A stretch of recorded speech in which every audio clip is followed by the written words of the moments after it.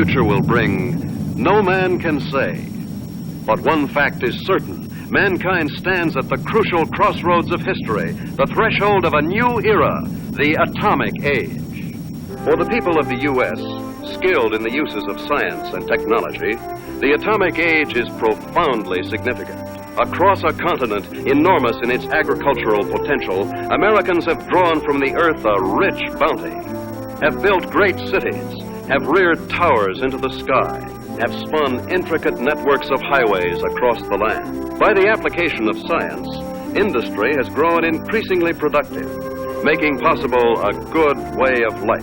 With assurance, Americans look with an abiding faith to the future. For many, citizen and scientist alike, atomic energy means the promise of a more abundant life. But for many another, the atom is a threat, an evil promise, the paralyzing panic of our time. Thus, to answer the perplexing question of the atom and its implications, the people have turned their attention to the forum of public affairs, have sought to search out realities, to find the facts, or to listen to men of science, like Dr. Jeremiah Morley, famed geologist, the embattled founder of the now defunct Society to Save Civilization. It was Morley who told a Los Angeles audience that a series of atomic explosions, either accidental or deliberate, could set off a chain reaction to annihilate every man, woman, and child on the face of the earth. It could cause the death of every living thing. In a gloomy report, Morley took a dim view of history, recalled the tragically repetitious story, the decline and fall of all past civilizations. Said Morley, modern civilization could, by the phenomenon of atomic fission, be brought to dust and ashes. For example, if an A-bomb were detonated at the Empire State Building, the area of total destruction would cover an area of 2 miles. Now, since the A-bomb is already obsolete, consider the area of total destruction of an H-bomb. And science has promised us bombs 1,000 times more powerful, poisoning with radioactivity all the air and water of this earth. This could mean not only the end of our own civilization, but the very possibility of any future civilization. What are we going to do about it? I'll tell you what I am going to do about it. I have a plan to preserve human life on this planet. I hope you will join with me in carrying it out.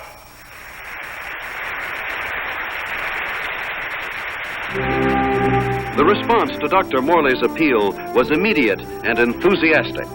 The Society to Save Civilization was set up.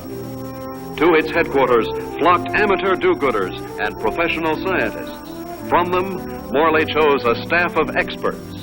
Dr. Max A. Bauer, eminent geophysicist, ousted by Hitler from the University of Munich in 1933. Dr. James Paxton, metallurgical engineer, twice winner of the McKenna Scientific Award. Joan Lindsay, medical doctor and ardent feminist, who, for her research in biochemistry, was named winner of the annual award by the American Confederation of Women Scientists. Dr. George Coleman, authority on soil conservation.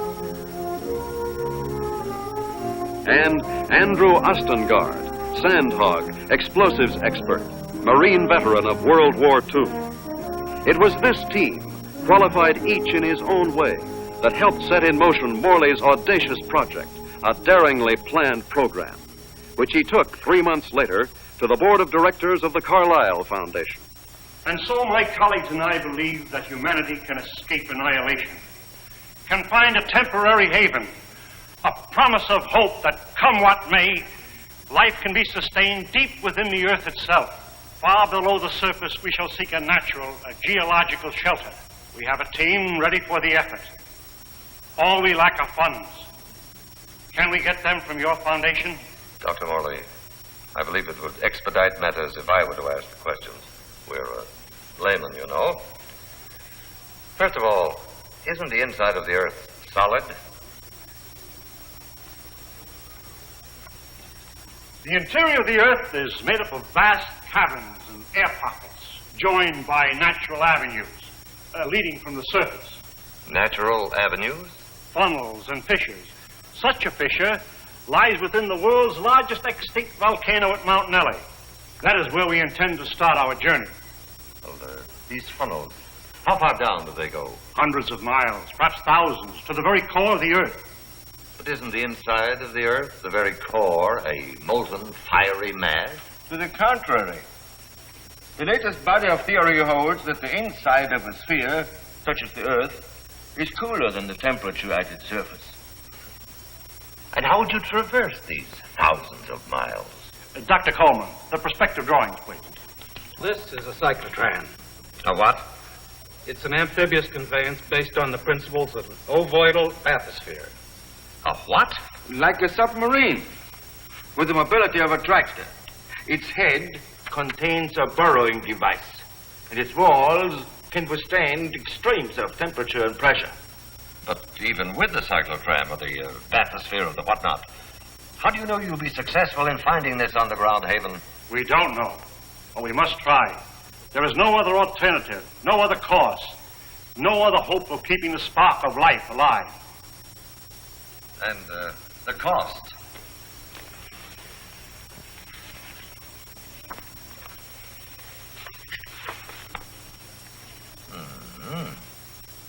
That's a lot of money, Dr. Morley.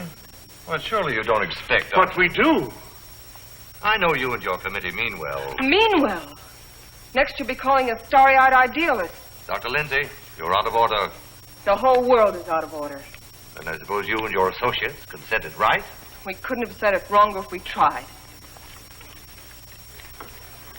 The appropriation was denied. To carry on his work, Dr. Morley issued repeated appeals to the members of the organization. It failed. And so, last week, the Society to Save Civilization was itself extinct. And one of its leaders, of Professor Jeremiah Morley and his enthusiastic colleagues. Where were they headed after a year of devotion to a lost but spectacular cause? To newsreel reporters, Dr. Morley had only this to say. We have no plans. We have no hope.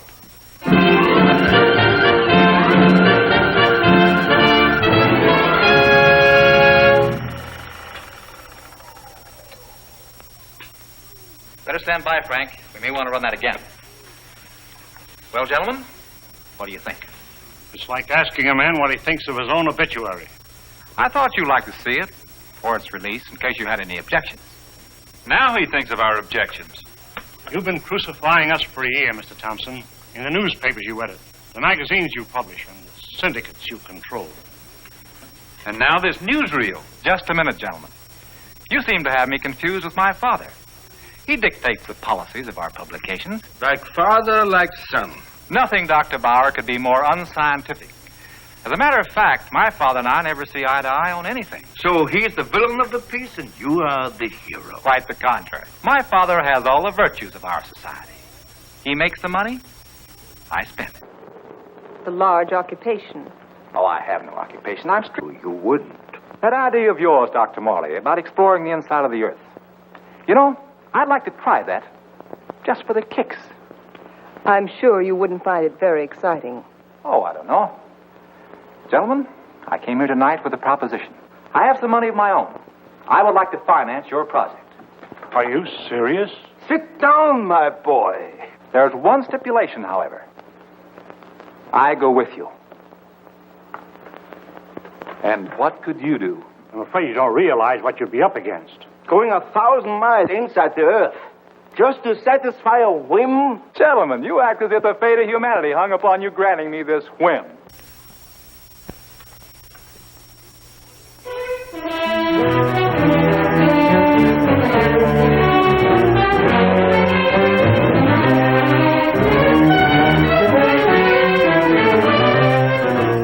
Plans for the expedition are being completed ahead of schedule. And Morley is pleased with our progress. The cyclotram nears completion. Adequate nutrition in concentrated form has been perfected. And for an auxiliary water supply, the Sloan H2O condenser will be used. By the study of our laboratory animals in a new environment, we expect to gather important scientific data. At last, the cyclotram is ready to be loaded aboard the SS Aurora.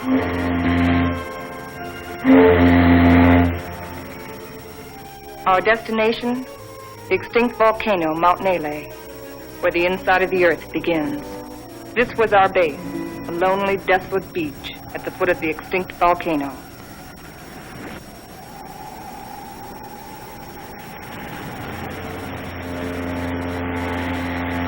Well, let's go.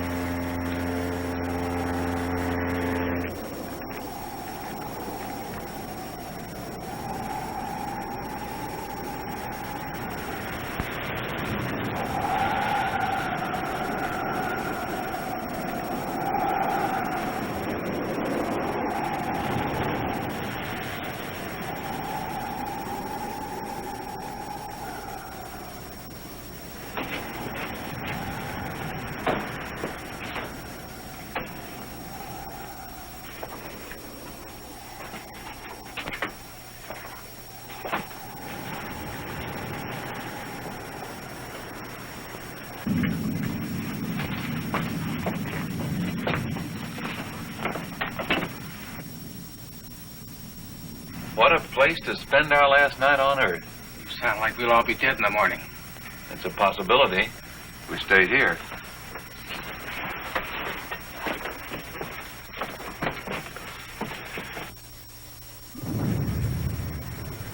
Andy, take the controls. Follow the ridge line. Keep out of the ravines. Descend at an angle of not more than 33 degrees.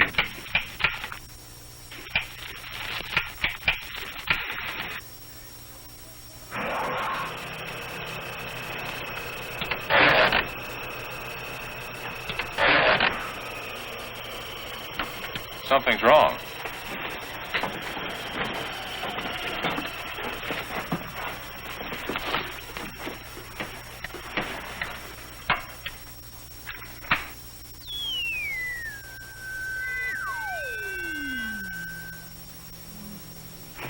Now try it.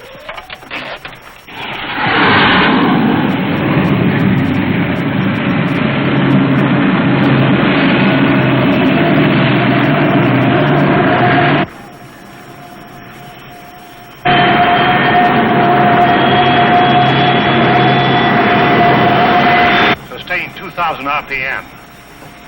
Follow our chart plan, R4. Check.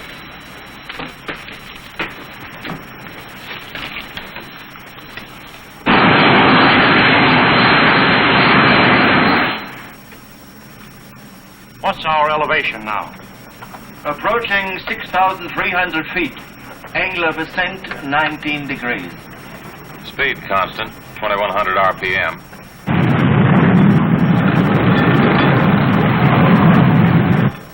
I wonder how long this iron lung is going to hold up. We can still beg out. Ah, you can't get rid of me so easily. Give me a reading on the forward rotational unit. We're up to 9,000, climbing at 24 mph. Angle 31 degrees. At that rate, we'll make the summit in 4 hours.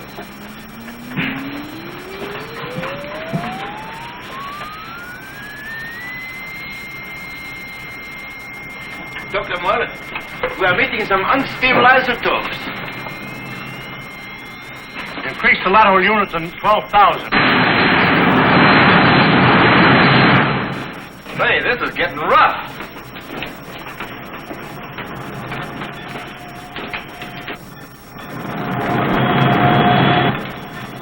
We're approaching position R4.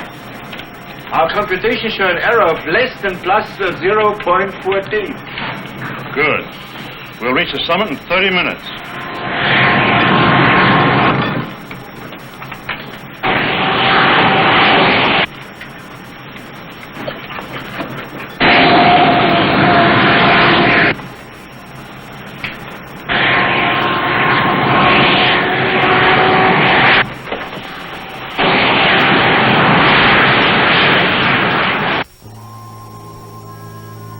5 hours and 27 minutes. Excellent. 33 minutes ahead of our estimated schedule. We'll make a final check of our position before we enter the crater.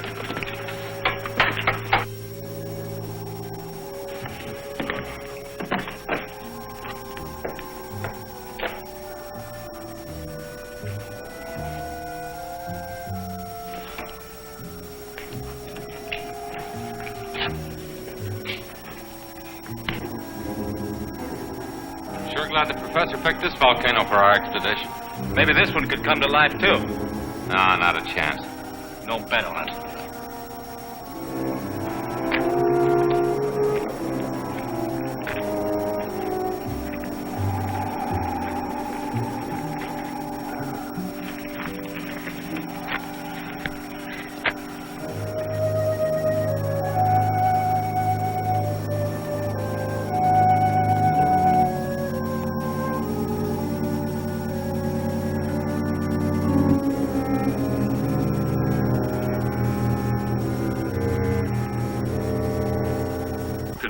There's no reason for us to wait till dawn. We'll proceed into the crater now.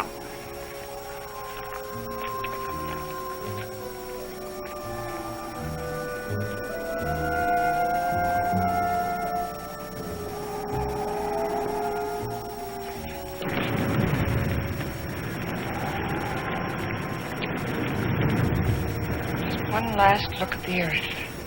Yeah. What a way to remember it.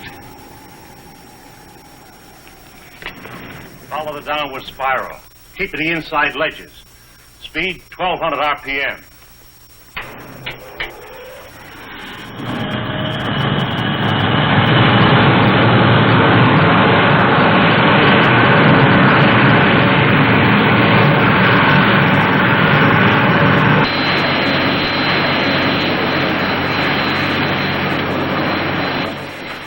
Brother, it's really black out there.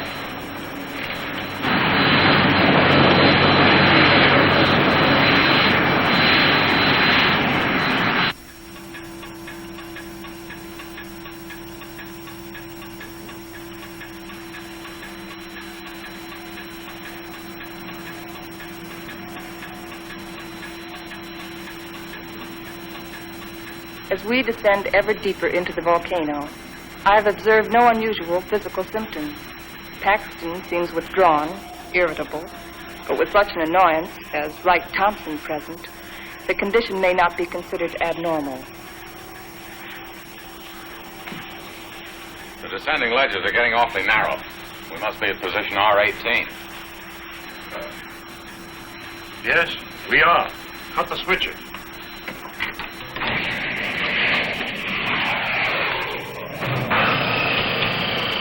We'll be doing some hiking now. Better have some breakfast.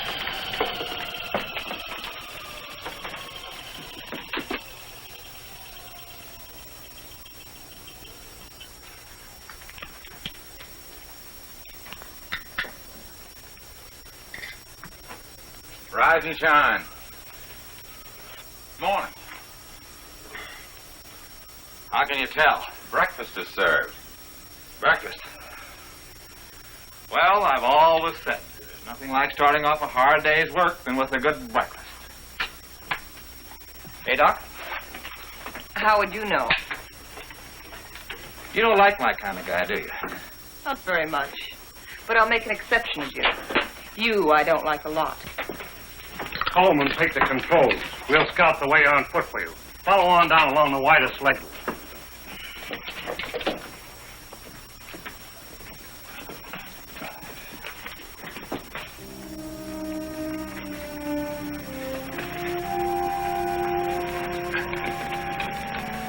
Watch that, it's loose.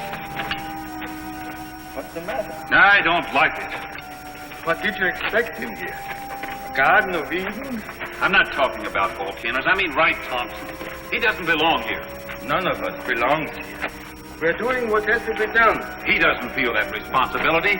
He's just a useless piece of excess baggage, a selfish thrill seeker. But without him, there'd be no expedition. Pardon me.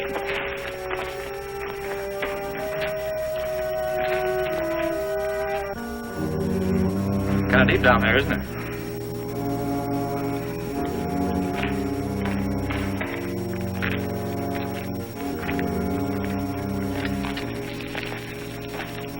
Nice friendly bunch, those scientists. Oh, what's your trouble? Oh, nothing, but don't they ever talk? Not unless they got something to say. That's the way it is with smart people. Maybe they're not so smart. Maybe they don't know what they're doing down here. Listen, Buster. Each one of them has taught at more colleges than you've flunked out. So what are you doing down here among all those brains? I managed to make myself useful. It might be well if you did the same thing. Doing what? This.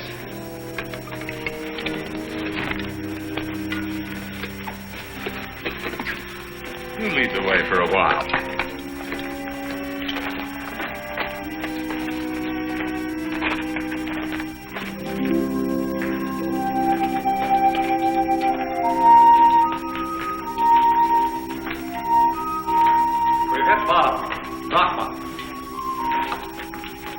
Hello, Coleman. Coleman, come in. Go ahead. We've reached the end of the channel. Establish our position. Our depth below mean sea level, 2.6 miles.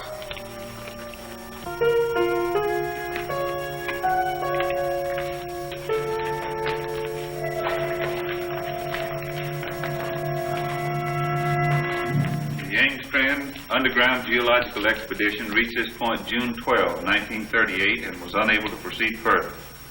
Why anyone who follows us should want to go further, we do not know, but we assume that they have good reason for doing so. Good luck. If Engstrand were living today, he'd know the reason. The world has changed since 1938. The world has changed since yesterday. You better get to work.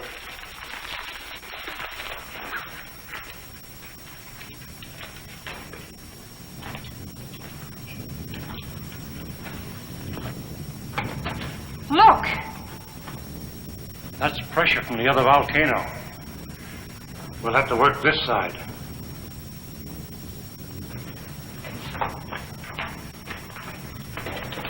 Paxton! Yes, Dr. Morley? Start making density readings on that wall over there. Yes, sir.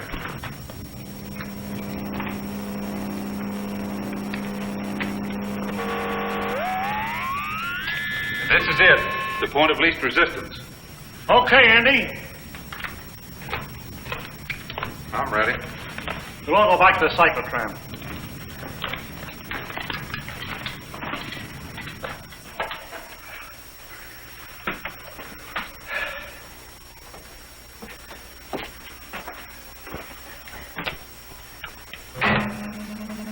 Fuses 1 and 2 set.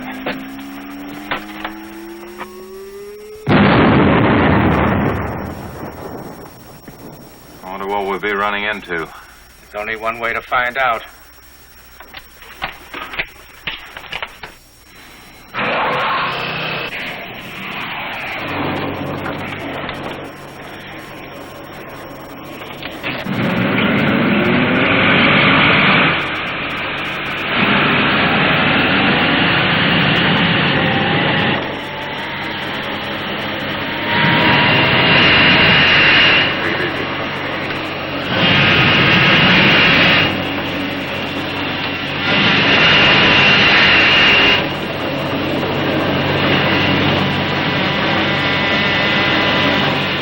Broken through.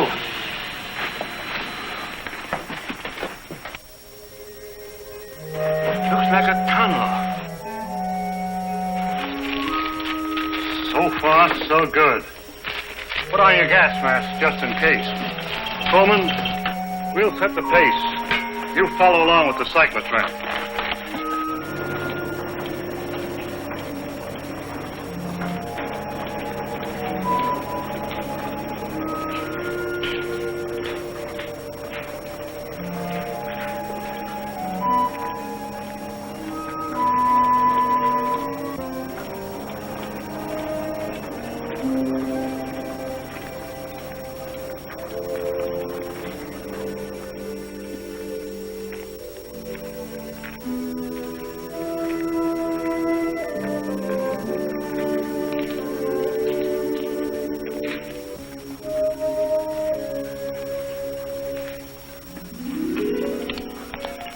The air is fresh and clear. You can take your masks off. Pressure seems normal.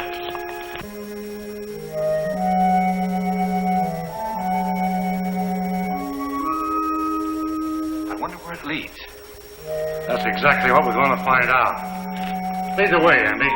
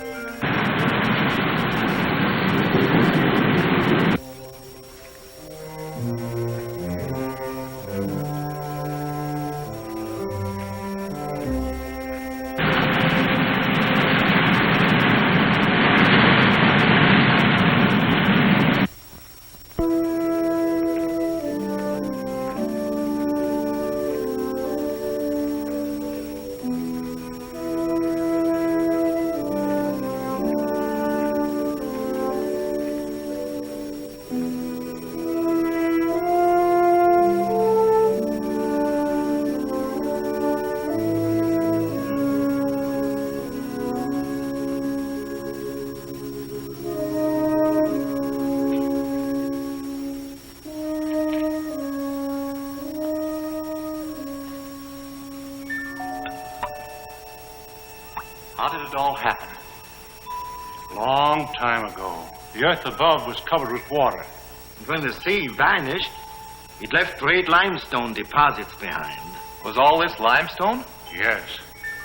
And then the water gathered in underground streams and carved out the soft limestone.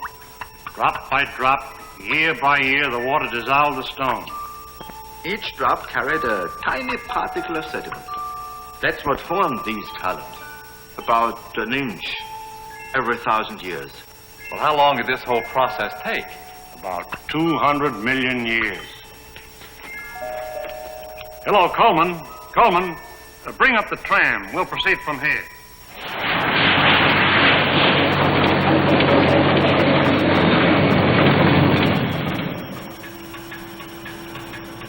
We're down 100 miles. You better pull up. Cut the switches.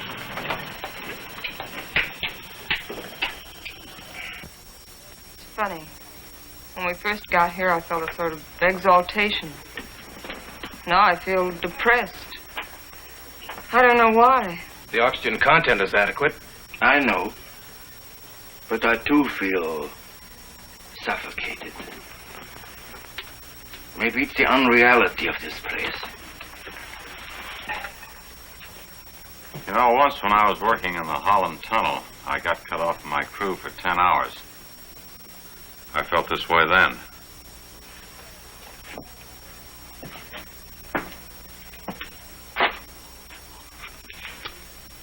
I think I know what it is. It's loneliness. It's a feeling of a person away from people. I felt it on the top of a mountain in Tibet, in the jungles, and on the Arabian desert. It's like the last cord tying you with humanity has been cut. It's more than that. People have dignity only in relation to many other people. Alone, a man is as useless as any rock out there. No, you're both talking nonsense. Nature doesn't influence man. Man influences nature. One man, one strong man, can change nature. Oh, you're wrong, Dr. Paxton. It isn't one man. It's many men working together. Right, teacher? Men together are no more than sheep. One man standing alone leads the way. Then the sheep follow. Please, gentlemen. Well, I'm please. embarrassed for all of you who call yourself scientists. Swayed by a self-indulgent young fool. I'm going ahead. I hope that by the time you catch up with me, the atmosphere will have cleared the cobwebs from your brains.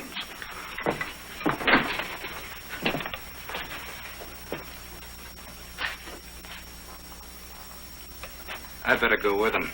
It isn't safe for a man to be alone down here. Ah, he's all right. He's the leader type. I'll go with them anyway. There wouldn't be leaders if there weren't sheep like me to be led.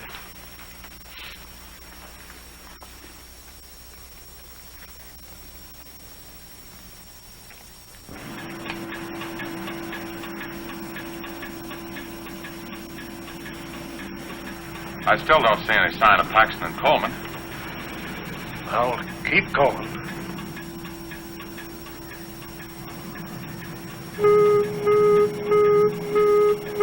Gas! Gas! Paxton and Coleman. They forgot their gas mask.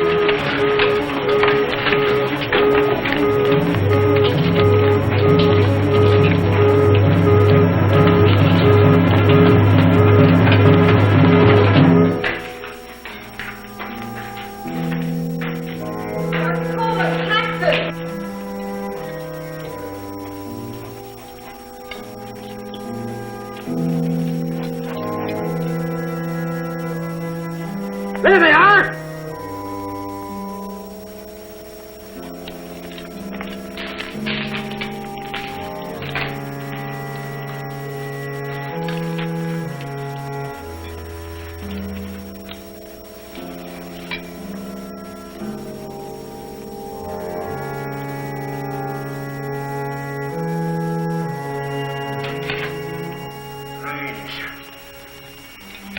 Digging a grave 110 miles under the earth.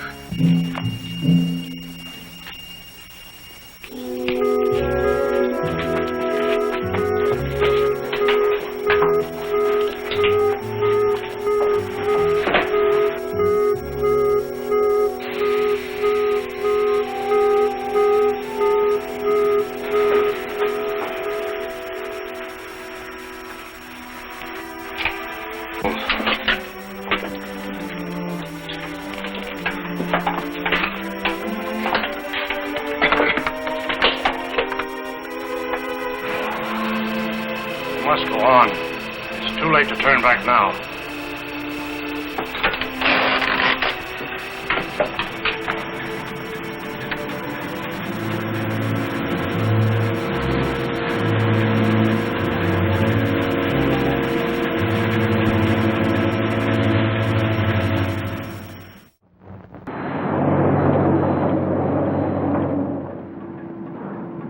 No.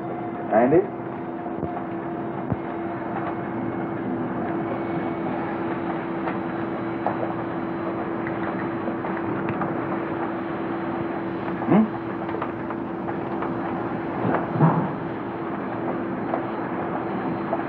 All right, now I'd give $1,000 for a good hamburger. And another 1,000 for onions on it.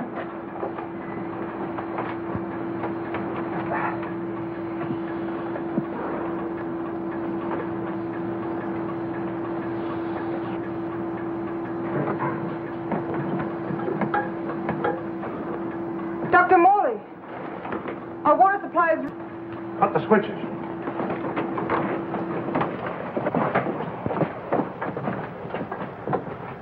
Polluted by the gas fumes. Yeah, somebody left it open. Back there just before Paxton and Coleman took off. I guess I forgot to close it. Oh, Andy! It was an accident.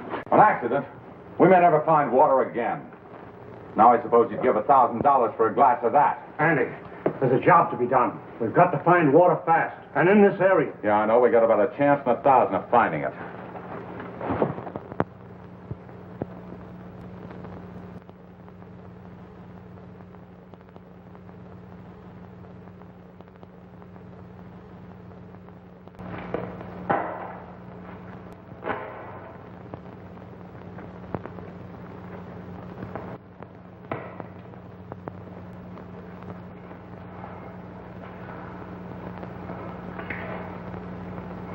Look, there's Andy.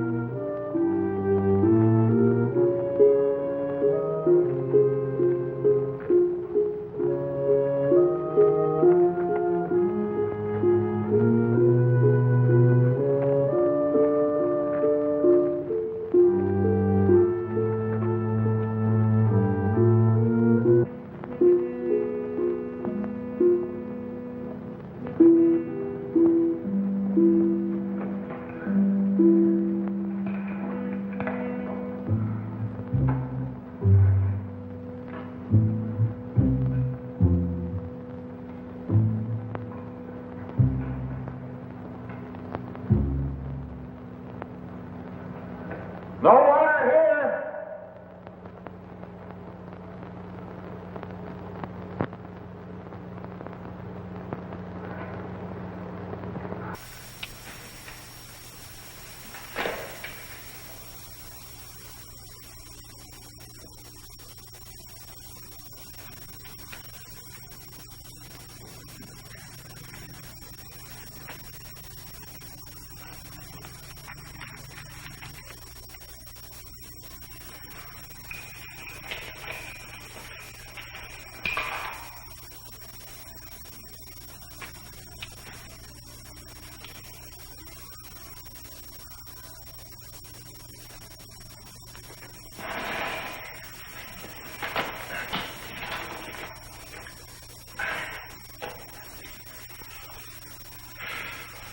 Thing like this enough to drive a man stir crazy. It's no use. 240 miles inside the earth. Yeah, and no water.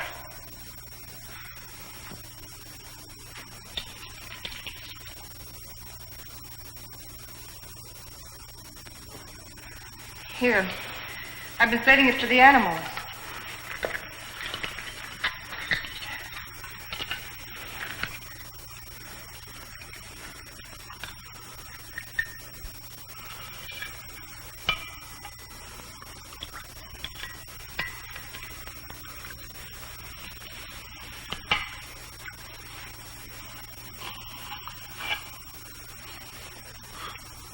Go ahead. Enjoy yourself. It doesn't cost a cent.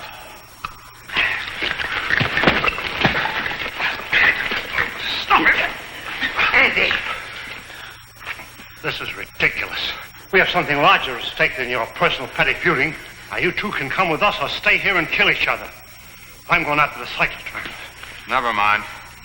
I'll go get it.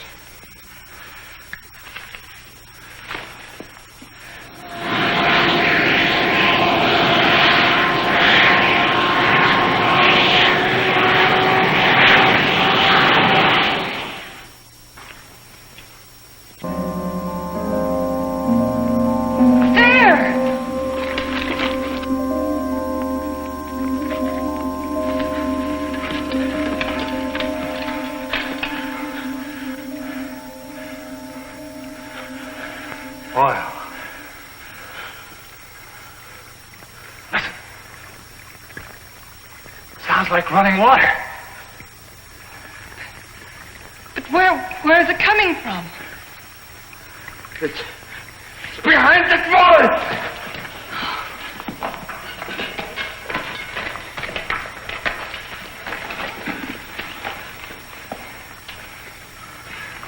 It is running water. Well, why don't we go through the wall with a cyclotron? No. There's this brother. There's still such a thing as too much butter. It could be an underground sea. Andy, bring a couple of heavy hammers.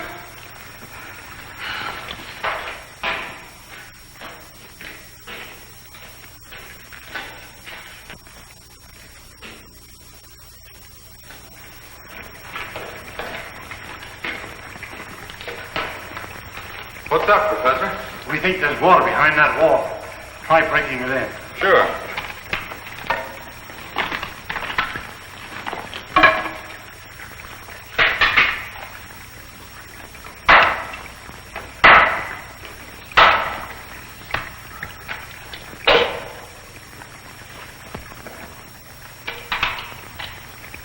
I brought 2 hammers, you know.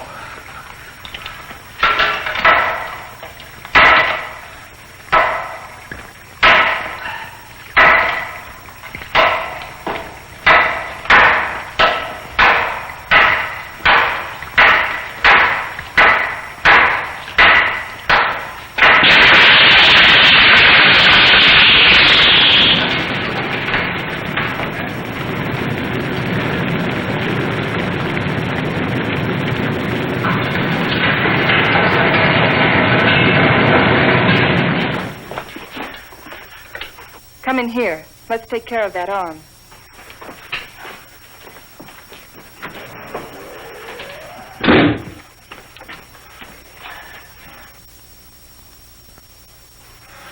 The outside temperature's rising fast. It's up 280 degrees now. It looks as if it could go on forever.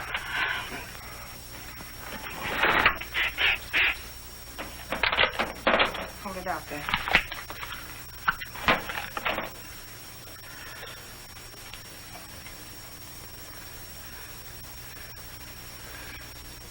Outside temperature. It's dropping fast. The outside pressure's dropping, too. Good. Condensation will soon take place. There. You're a pretty good doctor at that. You're a pretty good patient at that. Thanks. Here, put this on.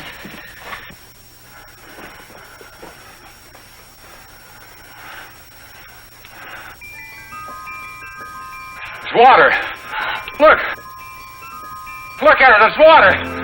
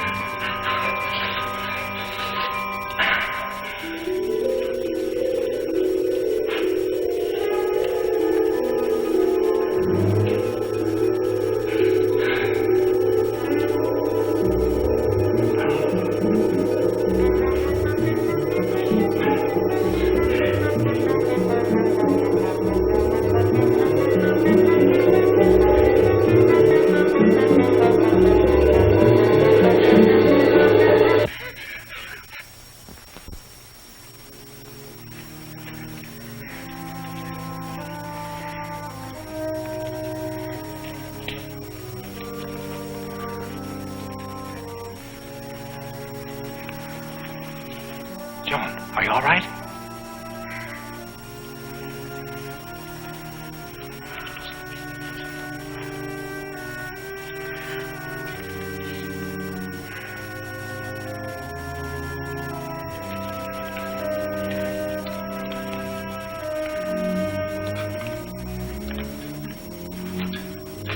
Well,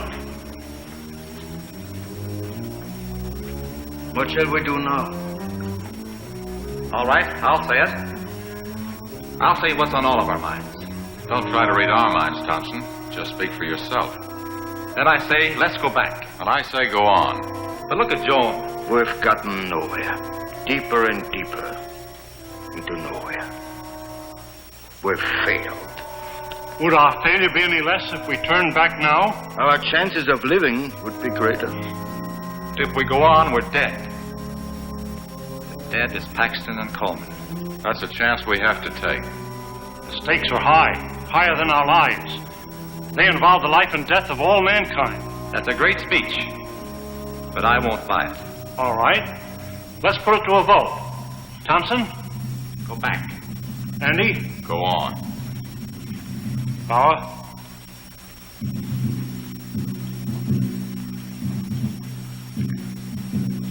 Go back. Go on. Seems to be a deadlock. I suppose none of us would like to reconsider? Doesn't woman suffrage count here? What do you say, Joan? I say go on, and let's not waste any more time about it.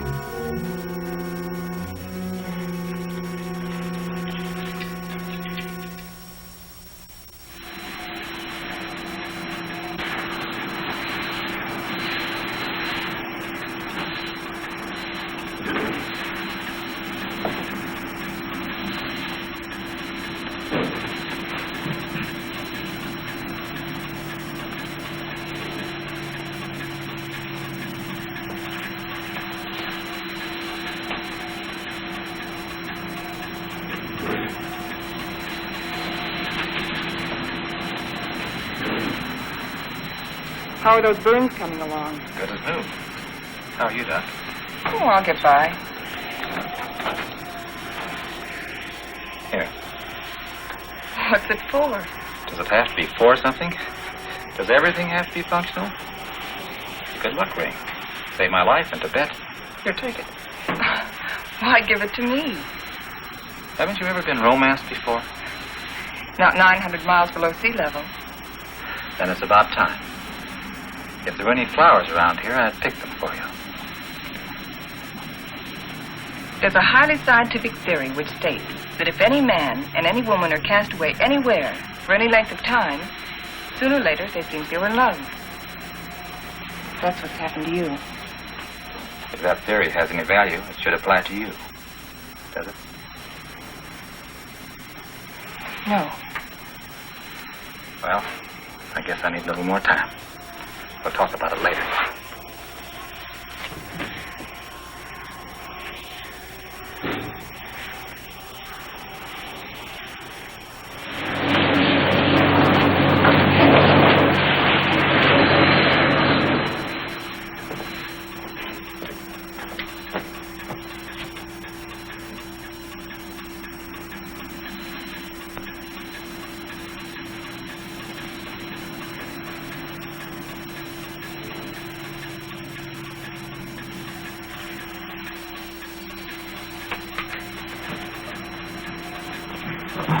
Say, how about pulling this jalopy level for a minute? Just long enough for us to get out of these straitjackets and stretch.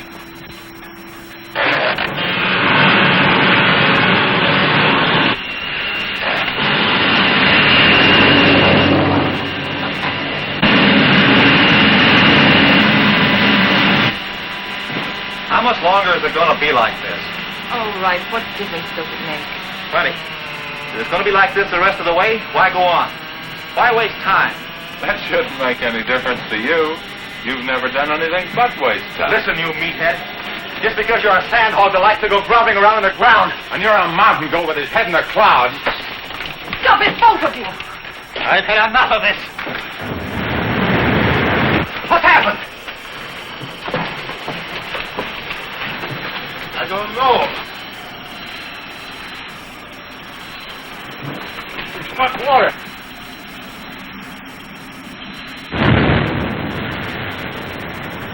We are out of it.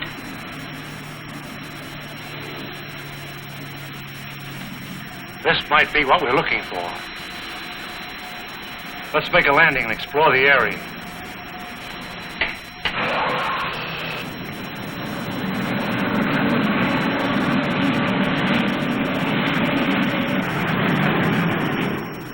It's got a high calcium content, but it's drinkable. Hey! Look what I found.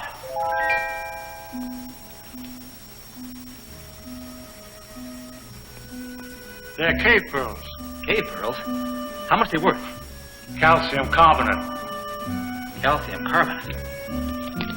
Well, how about this? Sulfate of lime. Plaster of Paris. Professor, you take the romance out of everything. Here you are, Doc. 2 souvenirs from Hades, vacation land of the underworld. Thank you. Back home, I'll be the envy of every kid on the block. I'm not so sure, Joe. Take a cave pearl into the sunlight, turns gray and ugly. And the flower? It'll crumble to dust. Hey, Professor. How about these fish? It's a rare species. They're edible, though. They have no eyes. I think I'll stick to pills. They lost their eyes 10 million years ago.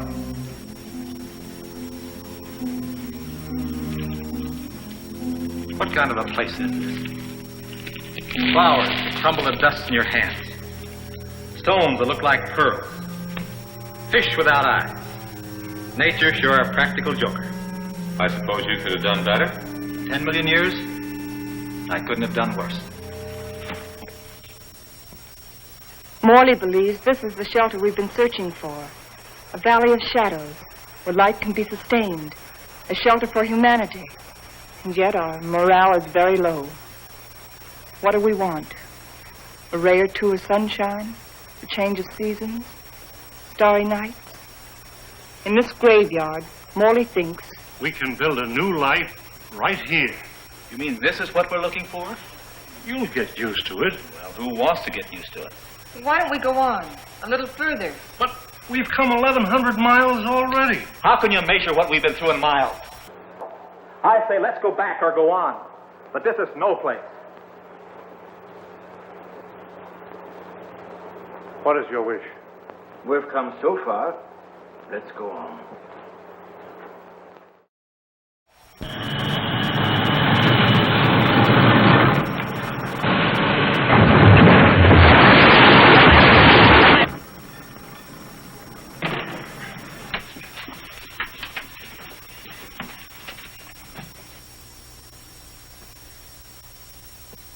Well, Which way do we go?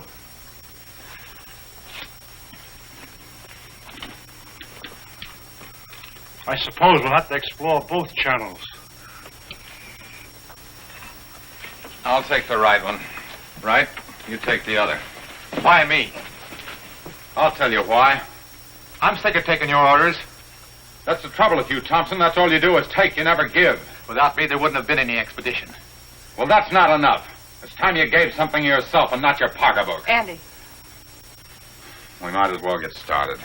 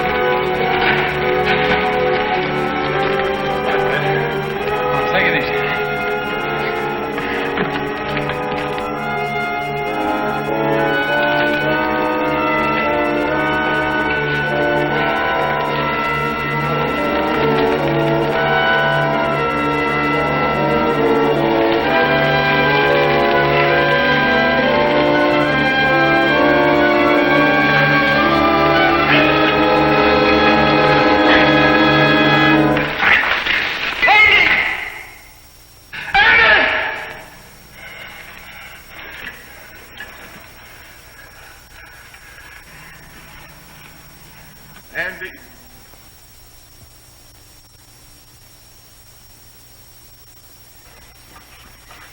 You're supposed to be taking it easy. Try to get some rest. Listen to me right. You've been like this for days. How long can you keep it up? He didn't like me any more than I liked him. Yet he saved my life. It doesn't help brooding over it. But he died saving my life. He did what he believed was right.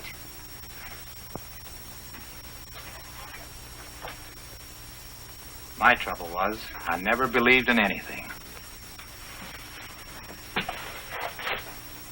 You can start now.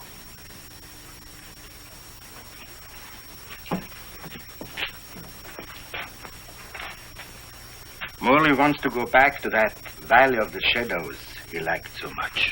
Well, it's better than this. But it isn't good enough. What do you want to do? I too want to go back. But all the way back. Now that Andy's dead. Now that Andy is dead, we've got to go on.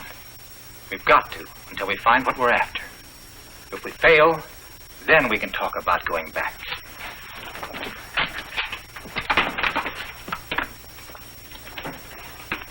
Over there. Good.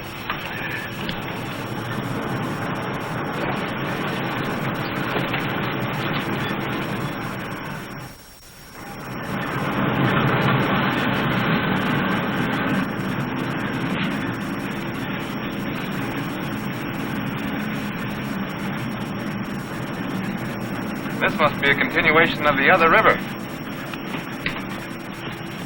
No, I think it's just a seepage from it. Listen. What's that?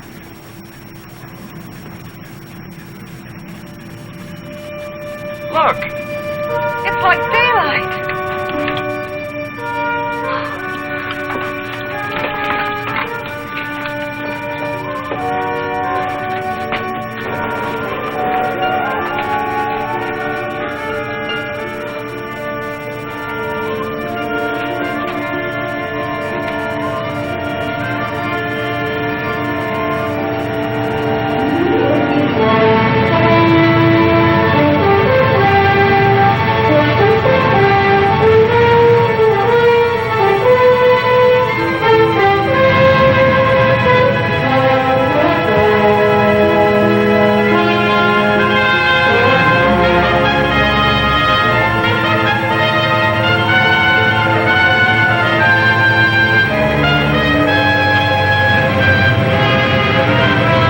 Like a dream after a terrible nightmare.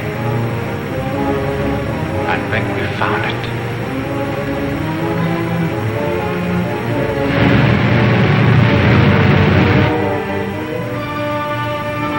Promised land.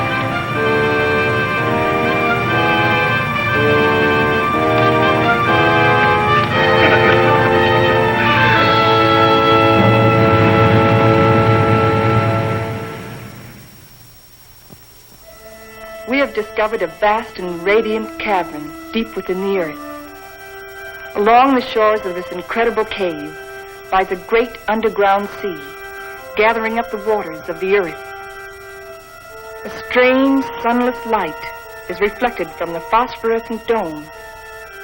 The glowing peaks are weathered and sharp, and the gullies deep.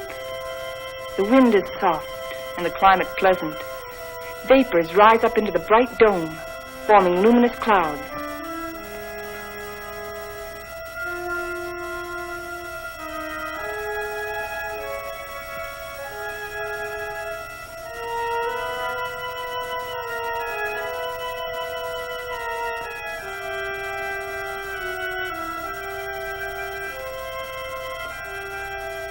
The area is rich in chemical resources. That means power and industry, according to Bauer. And Wright says a real estate boom is on.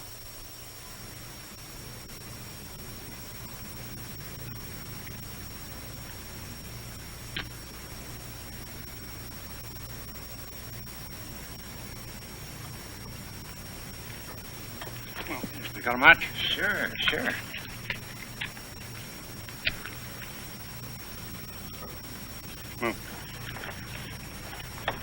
How you coming, Professor? Uh-huh. Still feeding those rabbits? They eat like pigs. Small wonder. They're expecting in a couple of weeks. All of the rabbits?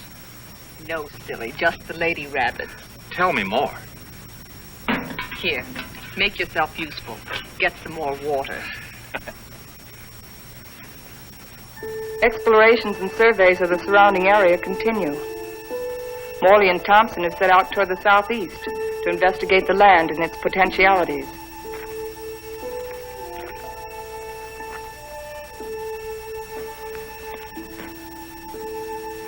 This is a strange kind of sand. That's not sand, that's volcanic ash. The ash will make good fertilizer for our crops. Crops?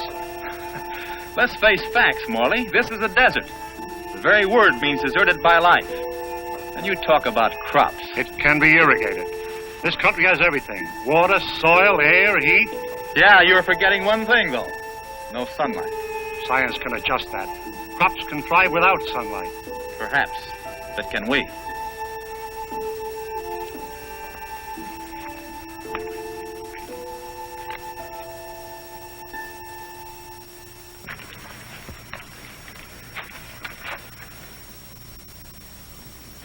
What sort of species is it?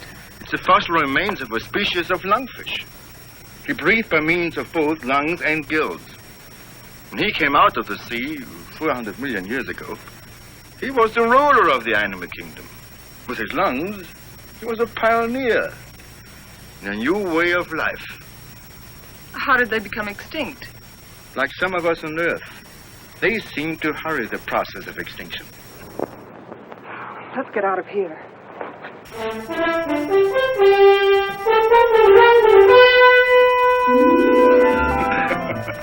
What's the matter? You act like you swallowed a canary for breakfast. This is the day, right?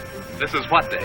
The day we're expecting the first litter of rabbits. Well, who's going to pass the cigars around? You apparently don't realize the importance of it. Oh, I'm sorry. By observing the rabbits, we've already learned that they respond to nature basically as we do, as any mammal does. And from their young born today, we can predict how our own young will respond in the new world. Dr. Morley, follow. Come on. You go ahead. I'll get plenty of hot water.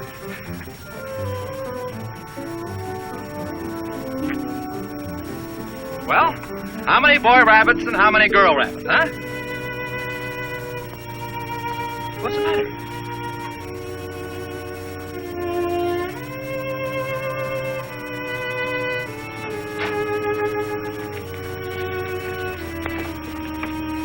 Joan, what's the matter? They're dead. They're all born dead.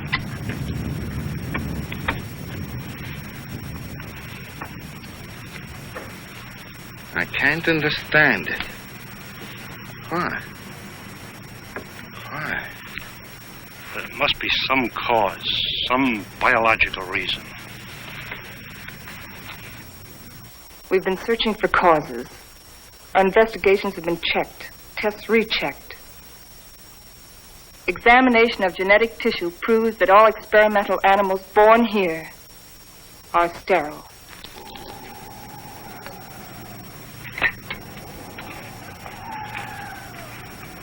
You know what this means? This new world. A haven for the dead. This is the end of the line. Now we know that the human race cannot reproduce itself in this underworld region. It appears our mission is a failure. Then we can't stay here. At least one generation could. And after that, what? The end of humanity. That I won't accept. Neither can you run away from facts.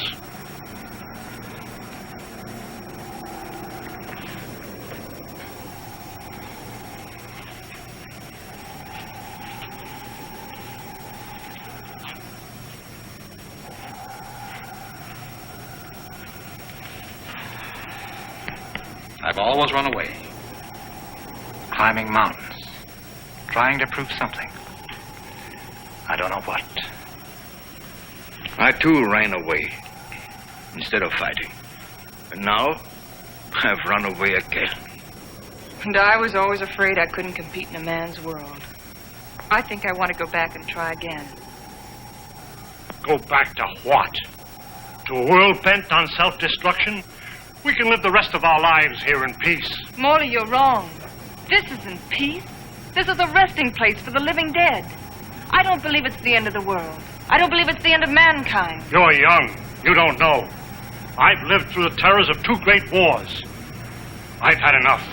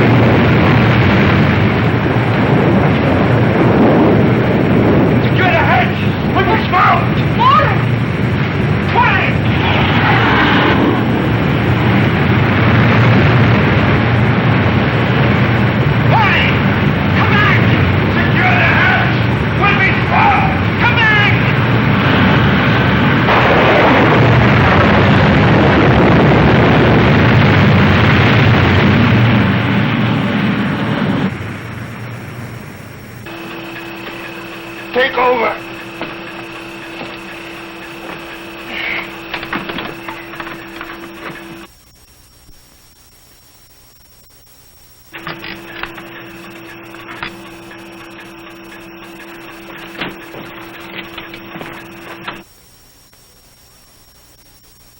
Something's wrong.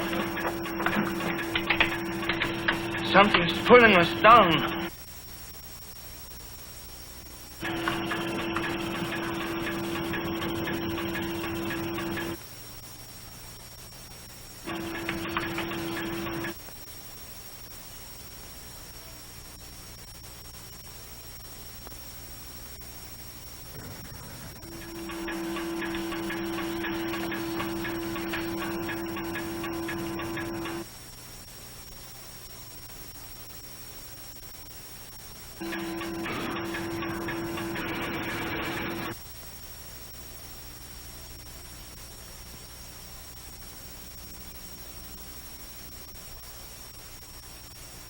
We are lost.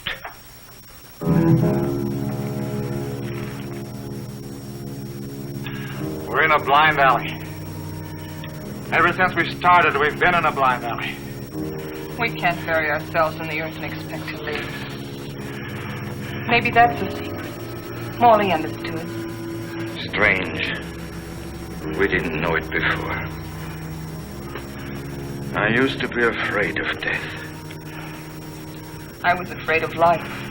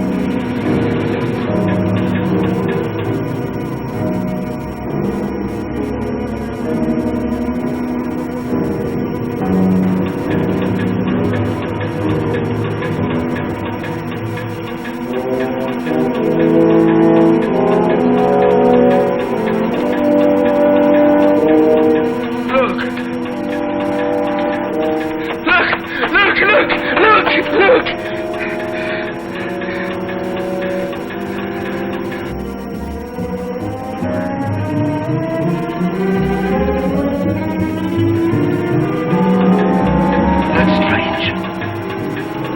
How could it be?